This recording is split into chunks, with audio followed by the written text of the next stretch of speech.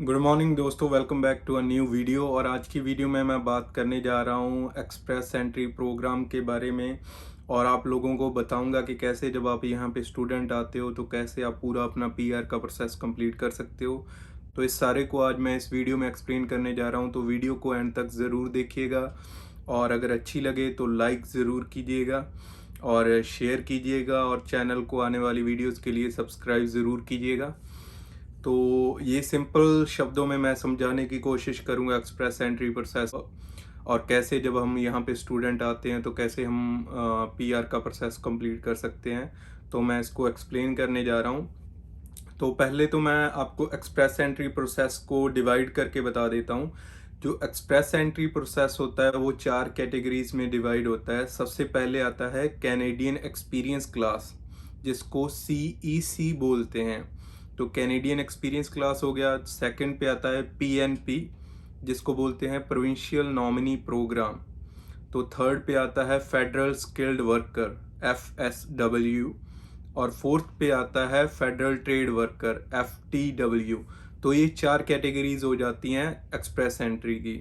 अब मैं आपको स्टूडेंट के लिए बताता हूँ, जब आप यहाँ पे स्टूडेंट आते हो तो कैसे इनमें से एक कैटेगरी में आप अपनी फाइल डाल सकते हो। तो मैं शुरू करता हूँ कि जब आप यहाँ पे स्टूडेंट आते हो, मान लीजिए आपने 1 साल की स्टडी पिक कर ली या 2 साल की स्टडी पिक कर ली। उसके बाद क्या होता है कि आपको, अगर आपने 1 साल की स्टडी पिक की है तो आपको 1 साल का वर्क परमिट मिलता है। 1 साल की स्टडी मैं यहाँ 8 महीनों को काउंट कर रहा हूँ। 2 सेमेस्टर जो कि 8 महीने होते हैं, वो यहाँ की इमिग्रेशन के हिसाब से आपकी 1 साल की स्टडी काउंट होती है। और अगर आप 16 महीने की स्टडी करते हो, 8 और 8, तो वो 2 साल की स्टडी काउंट होती है। मान लीजिए 1.5 साल की स्टडी हो गई। 1.5 साल की स्टडी यहाँ के हिसाब से, इमिग्रेशन के हिसाब से आपकी 2 साल की स्टडी गिनी जाएगी वो। और उसके लिए आपको 3 साल का वर्क परमिट मिलता है। उससे ज़्यादा आप कुछ भी कर सकते हैं। मोस्टली वर्क परमिट जो है वो आपको 3 साल का ही मिलता है। तो इसीलिए 1.5 साल की स्टडी करने में फ़ायदा है। 1.5 साल की कर लीजिए, 2 साल की कर लीजिए, 3 साल की भी कर लीजिए, तो भी आपको वर्क परमिट जो है वो 3 साल का ही मिलता है। 3 साल से ज़्यादा का वर्क परमिट नहीं मिलता है। तो एक टाइम पे 3 साल का मैक्सिमम वर्क परमिट मिलता है। अब मैं आगे चलता हूँ। मान लीजिए आपने 2 साल की स्टडी की है और आपको 3 साल का वर्क परमिट मिल गया है। अब उनमें से जब आपने वर्क परमिट अप्लाई कर दिया, तभी से आप अपना जो है एक्सपीरियंस शुरू कर सकते हैं। जब आपने वर्क परमिट अप्लाई कर दिया, जब आप उनकी वेबसाइट पे जाके अपना वर्क परमिट अप्लाई करते हैं, तभी से आपका एक्सपीरियंस जो है वो काउंट होना शुरू हो जाता है। मान लीजिए कि आपके पास तभी कोई जॉब है, इसमें आप अपनी पीआर लगाना चाहते हैं, तो वो एक्सपीरियंस आपको 1 साल का चाहिए होता है एक्सप्रेस एंट्री के इन प्रोसेसेस में फाइल लगाने के लिए। 1 साल का एक्सपीरियंस चाहिए होता है कैनेडियन। तो अब मैं इन कैटेगरीज को आपको एक्सप्लेन करता हूँ कि कौन कौन सी कैटेगरीज हैं और किन किन में आप अपनी फाइल डाल सकते हो एज अ स्टूडेंट। तो सबसे पहली जो मैंने बताई थी वो कैनेडियन एक्सपीरियंस क्लास होती है, CEC। अगर आप एक्सप्रेस एंट्री में उस कैटेगरी में फाइल लगाना चाहते हैं तो आपके पास 1 साल का कैनेडियन वर्क एक्सपीरियंस होना चाहिए, किसी भी NOC 0, NOC A और NOC B कैटेगरी में। 5 कैटेगरीज होती हैं: NOC 0, NOC A, NOC B, NOC C और NOC D। नॉक का मतलब होता है नेशनल ऑक्यूपेशनल क्लासिफिकेशन। तो ये डिवाइड की गई हैं कैनेडियन गवर्नमेंट के द्वारा। तो आप इनको चेक कर सकते हैं ऑनलाइन। तो यही चीज़ आप लोगों को करनी है अगर आप कोई भी जॉब सर्च कर रहे हो। वैसे तो अगर आप अपनी फील्ड में कोई जॉब सर्च कर रहे हो, मोस्टली वो NOC B में ही आती हैं, वो जॉब्स आप कर सकते हो। लेकिन फिर भी अगर आपको डाउट हो तो आप इनकी वेबसाइट पे जाके अपना जॉब टाइटल सर्च करके चेक कर सकते हो कि वो कौन से NOC में आता है, कौन सी नेशनल ऑक्यूपेशनल क्लासिफिकेशन में आता है। तो मान लीजिए आपका NOC 0, NOC A या NOC B में आ गया, तो आपको 1 साल का एक्सपीरियंस चाहिए होगा, 365 डेज जब से आप शुरू करते हैं लास्ट तक। और उसमें हर हफ्ते आपके 30 घंटे से ऊपर काम किए होना चाहिए आपने। 30 घंटे से ऊपर, 30 आवर्स पर वीक से ऊपर आपका काम होना चाहिए। अगर किसी भी हफ्ते आपके 30 घंटे से कम हो जाते हैं किसी वीक में, मान लीजिए कोई काम स्लो हो जाता है, कुछ भी हो जाता है, तो वो वीक आपका काउंट नहीं होगा। तो उतना ही आपका जो है टाइम आगे चला जाएगा। एक वीक अगर आपका 30 से नीचे हो गया, अगर 29 भी हो गया, तो वो वीक काउंट नहीं होगा आपके एक्सपीरियंस में। तो आपको एक वीक आगे लेना पड़ेगा। तो ये हो गया, ठीक है, कैनेडियन एक्सपीरियंस क्लास का। तो इसमें सिंपल मैंने बता दिया आपको कि इन कैटेगरीज में आपको जॉब्स चाहिए होती है और 1 साल का एक्सपीरियंस चाहिए होता है, फिर जाके आप अपनी फाइल लगा सकते हो। अब दूसरा मैं एक्सप्लेन करता हूँ पीएनपी को। जो ज़्यादातर लोग होते हैं वो सीईसी में ही लगाते हैं, मैंने भी सीईसी में ही लगाई है, जो भी यहाँ पे स्टूडेंट है वो सीईसी में लगा देते हैं जो ग्रेजुएशन करके आए हैं। अगर कोई +2 करके आया है, किसी के पॉइंट्स नहीं बन रहे हैं, तो वो पीएनपी का भी वे ले सकता है। पीएनपी होता है प्रोविंशियल नॉमिनी प्रोग्राम, ये एक तरह की लगा लीजिए आप प्रोविंस की पीआर होती है। तो प्रोविंस की पीआर आपको जो मिलती है वो ये होती है कि हर प्रोविंस के अलग अलग रूल्स हैं, हर प्रोविंस को अलग अलग फील्ड्स में जो है वो लोग चाहिए। तो वो अपनी तरफ से जो है वो नॉमिनेशंस निकालते हैं कि हमें इस चीज़ में लोग चाहिए। जैसे मैं नोवा स्कोशिया की बात करूं तो उन्होंने ट्रकर्स में जो है वो पीएनपी निकाली हुई है। तो वहाँ पे अगर आप ट्रकिंग का आपके पास लाइसेंस है तो वहाँ पे जाके आप जॉब करके किसी एम्प्लॉयर से लेटर लेके पीएनपी में अपनी फाइल लगा सकते हो, प्रोविंशियल नॉमिनी प्रोग्राम में। उसमें शायद 9 महीने या साल का एक्सपीरियंस चाहिए होता है, तो तभी आप अपनी पीएनपी में फाइल डाल सकते हो। तो उससे क्या होता है कि आपको प्रोविंस की एक हिसाब से पीआर मिल जाती है, एक प्रोविंस की। तो प्रोविंस की पीआर मिल गई, फिर आप अपनी एक्सप्रेस एंट्री में दोबारा फाइल लगा सकते हो। उससे क्या होता है कि आपको फेडरल पीआर मिल जाती है, सारे जो प्रोविंस की आप कहीं पे भी मूव कर सकते हो। तो इस पीएनपी अगर आपके पास पहले से होगी, प्रोविंशियल नॉमिनी प्रोग्राम में अगर आपके पास पहले से नॉमिनेशन है तो आपको 600 पॉइंट मिल जाते हैं उसके। तो आपके आराम से सारे पॉइंट्स बन जाते हैं, फिर आप एक्सप्रेस एंट्री में दोबारा से लगाते हो तो आपको फेडरल पीआर मिल जाती है। ये दूसरा वे है। तीसरा है फेडरल स्किल्ड वर्कर्स। जो फेडरल स्किल्ड वर्कर्स होते हैं वो सारों को गिना जाता है। उसके लिए ज़रूरी नहीं कि आप कनाडा से ही होने चाहिए, आप कनाडा के बाहर वाले भी जो सभी हैं वो सारे फेडरल स्किल्ड वर्कर में आ जाते हैं, जो इंडिया से आ रहे हैं या किसी और कंट्री से जो इनको चाहिए। अगर वो बाहर से किसी भी तरीके से अपना एक्सपीरियंस और आयल्स वगैरह करके अपने स्कोर पूरा कर लेते हैं तो वो सारा फेडरल स्किल्ड वर्कर्स में आ जाता है, और इसका स्कोर सबसे ज़्यादा हाई जाता है फेडरल स्किल्ड वर्कर का। और फोर्थ कैटेगरी जो होती है वो फेडरल ट्रेड वर्कर होती है। इसका मुझे ज़्यादा पता नहीं है, ये शायद कोई ट्रेड के रिलेटेड होती है कि आप यहाँ पे अगर बिजनेस करना चाहते हो या आप इतना इन्वेस्ट करते हो तब आपको ये कंट्री पीआर देगा, या आप यहाँ पे किसी बिजनेस में ज़्यादा इन्वेस्ट करते हो या यहाँ पे ज़्यादा प्रॉपर्टी लेते हो या किसी कंपनी के साथ टाई अप करते हो जिसको आप इन्वेस्ट करोगे, तो ये उस हिसाब से होती है। इसका मुझे ज़्यादा पता नहीं है, लेकिन ये 3 कैटेगरीज जो मैंने पहले बताई हैं ये तीनों ही काम की हैं, सीईसी, पीएनपी और फेडरल स्किल्ड वर्कर। अब मैं इनको आगे थोड़ा और एक्सप्लेन करूँगा। अब क्या होता है कि अगर आपने, पहले मैं सीईसी को एक्सप्लेन करता हूँ। अब सीईसी में क्या होता है कि मान लीजिए आपने 1 साल का एक्सपीरियंस ले लिया, 1 साल का एक्सपीरियंस आपने ले लिया, उसी के अंदर जो इंडियन आपकी डिग्री है या आपकी जो भी एजुकेशनल क्रेडेंशियल्स हैं वो आपको इवेलुएट कराने पड़ते हैं वेस्ट से।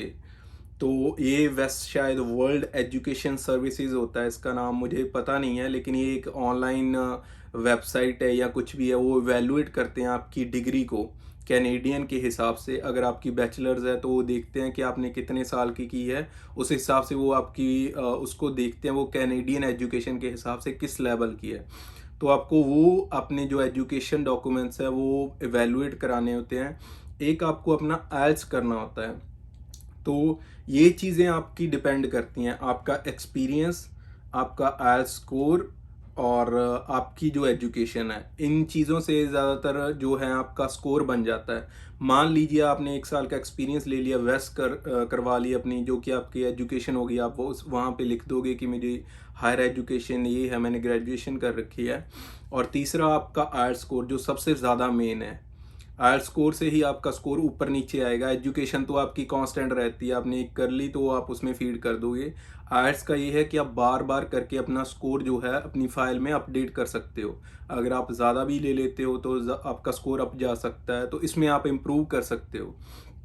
तो अब होता क्या है कि आपने आइल्स कर ली और ये बाकी सारे डॉक्यूमेंट्स इकट्ठे कर लिए तो आपका एक स्कोर बन जाता है। आप कैलकुलेट भी कर सकते हो ऑनलाइन जाके, CRS स्कोर कैलकुलेटर होता है, कॉम्प्रिहेंसिव रैंकिंग स्कोर। तो गूगल पे आप सर्च कर लेना, उसमें आप अपने सारे जो है डिटेल्स भर के अपना जो है स्कोर कैलकुलेट कर सकते हो। अब उसमें क्या होता है कि मान लीजिए आपका स्कोर बन गया तो हर महीने 2 ड्रॉ निकलते हैं। हर महीने जो है इमिग्रेशन की तरफ से 2 ड्रॉ निकाले जाते हैं। मोस्टली यही प्रोसीजर होता है।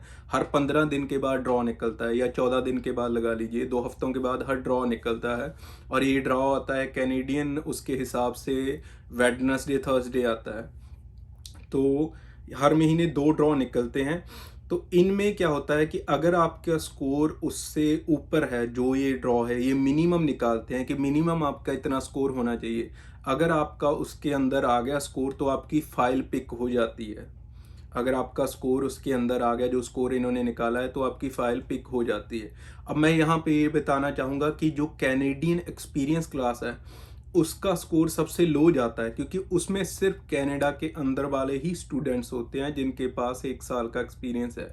इसीलिए अगर सिर्फ सीईसी का ड्रॉ निकालने लग जाएं तो उसका स्कोर जो है वो सबसे लो जाता है। ये भी है कि इन्होंने अब अप्रैल से लेके, क्योंकि कोविड आ गया था तो ये ज़्यादा बाहर से लोग बुला नहीं सकते थे, तो इन्होंने अप्रैल से लेके मिड अगस्त तक इन्होंने सिर्फ सीईसी के ड्रॉ निकाले थे, और वो 430 तक भी चले गए थे, 430 तक स्कोर चला गया था, जो कि बहुत कम था। अभी स्कोर 470 के करीब चल रहा है। 430 और 470 लगा लीजिए, 40 का फ़र्क है। इतना नीचे चला गया था, अब थोड़ा थोड़ा करके कम हो रहा है। लेकिन पहले ये था कि हर एक ड्रॉ में 5, 6, 4 ऐसे स्कोर गिर रहा था। तो ये बहुत ज़्यादा होता है अगर हर एक ड्रॉ में इतना स्कोर नीचे आ रहा है। तो सीईसी के अगर सिर्फ सीईसी के ड्रॉ निकालने लग जाते हैं तो ये काफ़ी स्कोर नीचे जाता है। अब मैं आता हूँ पीएनपी। आपको बता दिया है, प्रोविंशियल नॉमिनी प्रोग्राम में आप अपनी फ़ाइल लगा सकते हो, और उसमें अगर आपकी फ़ाइल पिक हो जाती है तो आपको प्रोविंस की जो है नॉमिनेशन मिल जाती है। उसके बाद फिर आप एक्सप्रेस एंट्री में लगा देते हो। अगर आपका स्कोर उससे ऊपर चला जाता है, जो ड्रॉज निकलते हैं, तो फिर आपको जो है फेडरल पीआर मिल जाती है। अब तीसरा होता है फेडरल स्किल्ड वर्कर। उसका स्कोर सबसे ज़्यादा हाई इसीलिए जाता है क्योंकि जो कैनेडियन एक्सपीरियंस वाले हैं वो भी उसमें जा सकते हैं, और जो इंडिया से आ रहे हैं वो भी उसमें जा सकते हैं। तो उसका स्कोर बहुत हाई हो जाता है। तो ये नो कैटेगरी ड्रॉ डालते हैं जिसमें हर एक अपनी फाइल डाल सकता है। तो नो कैटेगरी ड्रॉज ही होते हैं ज़्यादातर। फेडरल स्किल्ड वर्कर का ड्रॉ मुझे नहीं लगता ये निकालते हैं। तो नो कैटेगरी में ज़्यादातर फेडरल स्किल्ड वर्कर्स आ जाते हैं, फिर कैनेडियन एक्सपीरियंस क्लास भी आ जाती है, बीच में फिर पीएनपी वाले भी आ जाते हैं। तो नो कैटेगरी का मतलब है कि सारे कैटेगरीज मिला के अपनी फ़ाइल डाल सकते हैं। जिन जिन का टॉप स्कोर आ गया उनको हम पिक कर लेंगे। तो ज़्यादातर स्कोर जो मैंने देखे वो या तो नो कैटेगरी होते हैं, या सीईसी होते हैं, या पीएनपी होते हैं। फेडरल स्किल्ड वर्कर्स को नो कैटेगरी में ही पिक करवानी होती है अपनी फ़ाइल। तो ये तीनों ड्रॉज की मैंने बात कर दी है। अब मैं आपको आगे का प्रोसेस समझाता हूँ। मान लीजिए आपका स्कोर उससे आगे आ गया है। अगर आपका साल का एक्सपीरियंस हो गया, आपने आईएलटीएस में अच्छा स्कोर ले लिया, और अभी साल हुआ और आपने साल क्या, अब 11 महीने हो गए, आप अपनी फ़ाइल जो है पूल के अंदर डाल सकते हो। एक्सप्रेस एंट्री पूल के अंदर आप अपनी फ़ाइल डाल सकते हो। तो उससे क्या होता है कि अगर आपका स्कोर आ गया तो आपकी फ़ाइल पिक हो जाती है। तो उसके लिए मैंने आपको बता दिया है कि आपके पास एजुकेशन क्रेडेंशियल होने चाहिए, अपने एवेल्युएटेड आईएलटीएस होना चाहिए, आपका कैनेडियन वर्क एक्सपीरियंस होना चाहिए, और कैनेडियन वर्क एक्सपीरियंस की आपके पास लेटर होनी चाहिए। उस लेटर में आपका जॉब टाइटल, जॉब ड्यूटीज़, कौन से महीने से लेके कौन से महीने तक आपने काम किया है, और कितने घंटे हर हफ्ते काम किया है, और किस पे रेट पे काम किया है, ये सारी डिटेल्स उसमें मेंशन होनी चाहिए। कंपनी के जो मेन सुपरवाइज़र या मैनेजर के साइन होने चाहिए, और उस लेटर पे कंपनी की स्टैम्प भी होनी चाहिए। तो ये चीज़ें हैं जो उस लेटर में होनी चाहिए आपकी। तो मान लीजिए आपने ये चीज़ें सारी कर ली, आपकी फ़ाइल पिक हो गई है। तो अब आगे का प्रोसेस क्या होता है कि जब आपकी फ़ाइल पिक हो गई है, साल के बाद मान लीजिए आपकी फ़ाइल तुरंत पिक हो गई है, तो ये सिर्फ आप अपनी डिटेल्स बताते हो उनको कि मेरे पास है, तभी वो आपको आपका स्कोर कैलकुलेट करके दे देते हैं, और आपकी फ़ाइल पूल के अंदर चली जाती है। आपने उस टाइम पे कोई डॉक्यूमेंट्स उनको दिए नहीं है, आपने सिर्फ यस और नो में बताया है कि ये डॉक्यूमेंट्स मेरे पास हैं। तो वो डॉक्यूमेंट्स अगर आपके पास होंगे तो आप यस कर सकते हो, और आपकी फ़ाइल पूल में चली गई है, और अगले ही दिन मान लीजिए ड्रॉ आ गया है, उसी ड्रॉ में आपकी फ़ाइल पिक हो गई है। तो अब आगे का प्रोसेस समझिए। फिर वो आपके डॉक्यूमेंट्स मांगते हैं। अब डॉक्यूमेंट्स ये तो हो गए आपके जो मैंने आपको पहले बता दिए, उसके प्लस वो आपके डॉक्यूमेंट्स मांगते हैं। आपने मेडिकल करवाना होता है, और इंडिया से पुलिस क्लीयरेंस लेनी होती है कि आपका कोई भी क्रिमिनल बैकग्राउंड नहीं है। तो इसको पुलिस क्लीयरेंस को एक मेरे हिसाब से 1 डेढ़ महीना लग जाता है, और मेडिकल तो आपका एक दिन का काम होता है, आप अपॉइंटमेंट लेके यहाँ पे मेडिकल करवा दो और फिर उसको अपडेट कर दो अपनी प्रोफाइल में। ये मेडिकल का कोई लंबा चौड़ा काम नहीं है, ये थोड़ा पुलिस क्लियरेंस टाइम ले लेती है। तो ये डॉक्यूमेंट्स अपलोड किए, अपने मेडिकल, पुलिस क्लियरेंस, अपने एजुकेशन क्रेडेंशियल हो गए, आइल्स हो गई, अपनी जो है वेस अपलोड की है, अपनी जॉब लेटर अपलोड की है, अपने पे चेक लगाए हैं आपने, जो आपको पे चेक मिले हैं। तो ये सारी चीज़ें अगर आपने लगा दी हैं तो आप अपनी फ़ाइल को सबमिट कर देते हो उसके बाद कि ये मेरे सारे डॉक्यूमेंट्स हैं, ये डन है और मैंने ये सारे अपलोड कर दिए। फिर वो क्या करते हैं, फिर वो आपकी वेरिफिकेशन शुरू करते हैं। फिर इन डॉक्यूमेंट्स की वेरिफिकेशन होने लगती है। मान लीजिए आपकी वेरिफिकेशन शुरू हो गई, उस वेरिफिकेशन के 1.5 महीना बाद आपको क्या है, बायोमेट्रिक आती है। तो अब समझिए आपने सारे डॉक्यूमेंट्स अपने अपलोड कर दिए हैं, तो उस अपलोड करने के बाद जब आपने सारे डॉक्यूमेंट सबमिट कर दिए, उस अपलोड करने के बाद 4-6 महीने लग जाते हैं, आपके डॉक्यूमेंट्स वेरीफाई होते हैं। आपके डॉक्यूमेंट्स वेरीफाई होते हैं उस सारे डॉक्यूमेंट सबमिट करने के बाद। तो उसके बाद उसके 1.5 महीना बाद जब आपने सारे डॉक्यूमेंट सबमिट कर दिए, उसके 1.5 महीना बाद आपको बायोमेट्रिक्स आते हैं। तो आपको बायोमेट्रिक इंस्ट्रक्शन लेटर आती है। उसके बाद आपने अपने बायोमेट्रिक्स करवा के कहीं किसी भी सर्विस कैनेडा सेंटर पे आपको अपने बायोमेट्रिक्स करवा के उनको भेजने होते हैं। वो खुद ही भेज देते हैं, तो वो आपके अकाउंट में अपने आप अपडेट हो जाते हैं। आपको सिर्फ वहाँ पे अपनी बायोमेट्रिक इंस्ट्रक्शन लेटर लेके जाना होता है। तो 1.5 महीने के बाद तो आपके बायोमेट्रिक्स आते हैं। उसके 2-3-4 महीने बाद जो है आपके सारे डॉक्यूमेंट्स वेरीफाई हो जाते हैं और फिर आपको जो है उनकी तरफ से पीआर की लेटर आती है कि आप परमानेंट रेजिडेंट हो। वो आपको एक लेटर आती है अपनी मेल में। तो वो लेटर लेके आपको बॉर्डर सर्विसेज के पास जाना होता है, जहाँ से आपका पीआर कार्ड बनता है। तो ये है पूरा प्रोसेस। होप कि आपको सारा समझ आ गया होगा। ये मान लीजिए आपका, अगर मैं वर्क एक्सपीरियंस से काउंट करने लगूँ, जब आपकी स्टडी हो जाती है उसके बाद 1 साल का वर्क परमिट, और उसी के अगर तुरंत मैं लगा लूँ 1 साल का वर्क परमिट हुआ, तभी अब अगर आपकी फ़ाइल पिक होगी अगले दिन ही। मे बी आपका थोड़ा टाइम भी लग सकता है, 2 हफ्ते, हफ्ता, 2 हफ्ते, 3 हफ्ते या महीना। तो मैं मान के चल रहा हूँ कि उसी दिन अगर आपकी फ़ाइल पिक भी होगी तो आपको डॉक्यूमेंट्स अपलोड करने होते हैं, जो कि पुलिस क्लियरेंस 1 महीने के बाद आती है। फिर सारे डॉक्यूमेंट्स आपने अगर अपलोड कर दिए तो उसके बाद फिर वेरिफिकेशन होती है। तो मान लीजिए ये आपकी स्टडी के बाद भी 1.5 साल आपको लग जाता है पीआर कार्ड लेने में, और पहले आपकी स्टडी है वो डिपेंड करती है। तो ये टोटल टाइम आप कैलकुलेट कर सकते हैं। तो ये चीज़ें मैंने आपको सारी इसमें समझा दी हैं। तो ये सारा पीआर प्रोसेस था। होप कि आपको सारा समझ आ गया होगा। मैंने बहुत इजी शब्दों में समझाने की कोशिश की है, स्टेप बाय स्टेप। होप कि मैंने कहीं पे कंफ्यूज नहीं किया होगा और आपको बहुत इजीली समझ आ गया होगा। तो यही थी आज की वीडियो। होप कि आपको वीडियो अच्छी लगी होगी। अगर अच्छी लगी है तो प्लीज़ लाइक करें, वीडियो को ज़्यादा से ज़्यादा शेयर करें और आने वाली वीडियोस के लिए चैनल को सब्सक्राइब करें। और अगर आपका कोई भी क्वेश्चन हो तो मैं नीचे इंस्टाग्राम का लिंक दे दूंगा, उस पर आप मुझे मैसेज कर सकते हैं। मैं आपको आंसर करने की पूरी कोशिश करूंगा। और तब तक के लिए मैं चलता हूं और मिलता हूं आपको नेक्स्ट वीडियो में।